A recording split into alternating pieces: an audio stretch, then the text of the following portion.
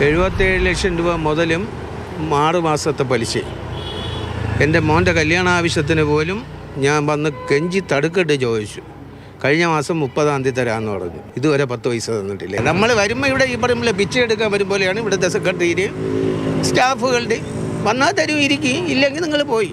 അതാണ് ഇവിടുത്തെ രീതി. ഇപ്പം 40 വർഷത്തെ ഔദ്യോഗിക ജീവിതത്തിൽ കൂട്ടിവെച്ചതെല്ലാം വിജയകുമാർ ഇവിടെ നിക്ഷേപിച്ചു. ഇപ്പോൾ മുതലുമില്ല, പലിശയുമില്ല. മകന്റെ വിവാഹം നടത്താൻ കടം വാങ്ങേണ്ട അവസ്ഥ. വയസ്സാം കാലത്ത് ആരെയും ആശ്രയിക്കാതെ ജീവിക്കാൻ മുറുക്കാൻ കട നടത്തി വിജയകുമാരി അമ്മ സ്വരുക്കൂട്ടി വെച്ച 4 ലക്ഷമാണ് ബാങ്ക് മുക്കിയത്. ഡെയിലി വന്ന് 1 രൂപ 2 രൂപ വെച്ച് പിരിവെടുത്ത് ചിട്ടി അടച്ചത്. ചിട്ടി വിടുന്നിട്ട് തന്നില്ല. 4 കൊല്ലം കൊണ്ട് ഞാൻ ഇവിടെ വന്ന് കയറി ഇറങ്ങിയപ്പോൾ പറഞ്ഞു, റെക്കോർഡ് ഇരിക്കുകയല്ലേ, പിന്നെ നിങ്ങൾ പേടിക്കണേ, റെക്കോർഡ് എടുത്ത് വെച്ച് അയച്ചു തന്നാൽ മതിയാ.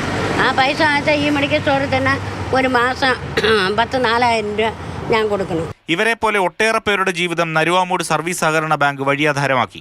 മുൻ പ്രസിഡന്റ് നടത്തിയ സാമ്പത്തിക ക്രമക്കേടുകളിൽ തെളിവ് സഹിതം പരാതി നൽകിയിട്ടും നടപടി ഉണ്ടായില്ലെന്നാണ് ആരോപണം. മുൻ പ്രസിഡന്റ് ജോൺസന്റെ അക്കൗണ്ടിലേക്ക് പൈസ വന്നു പോയതായിട്ട് ഇവിടെ റെക്കോർഡുണ്ട്. കോടികളാണ് പോയിരിക്കുന്നത്. സെക്രട്ടറിയുടെ പേരിൽ 28 ചിട്ടിയുണ്ട് 2 ലക്ഷത്തിൻ്റെ. ഓരോ തവണ അടച്ചിട്ട് ചിട്ടി കംപ്ലീറ്റും പിൻവലിച്ചു. 10 ലക്ഷത്തിൻ്റെ 7 ചിട്ടിയുണ്ട്.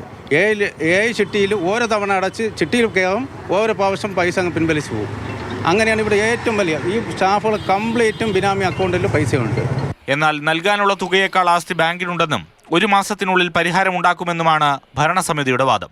ജപ്തി നടപടി സ്വീകരിച്ചാൽ വെറും 1 മാസത്തിനുള്ളിൽ തന്നെ ഇതിൻ്റെ മുഴുവൻ കടങ്ങളും തീർത്തുകൊണ്ട് ഇത് ലാഭത്തിൽ പോകാമെന്നുള്ള അവസ്ഥയിലെത്തും, ഉറപ്പാണ്. കോടതി കൊടുത്താൽ നടപടി വന്ന് എത്രയും പെട്ടെന്ന് ഇത് ജപ്തി നടപടി നടക്കട്ടെ എന്ന് പറഞ്ഞ് ജനുവരിക്ക് മുമ്പ് തരയാണെങ്കിൽ ഞങ്ങൾ മാർച്ചിന് മുമ്പ് ഞങ്ങളുടെ പരിപാടി തീർക്കാൻ പറ്റും. ക്ഷേമ പെൻഷൻ വിതരണത്തിന് വേണ്ടി സർക്കാരിൽ നിന്ന് ബാങ്കിൽ വന്ന തുക വകമാറ്റിയെന്നും ആരോപണമുണ്ട്. സമഗ്ര അന്വേഷണം വേണമെന്നാണ് ആവശ്യം.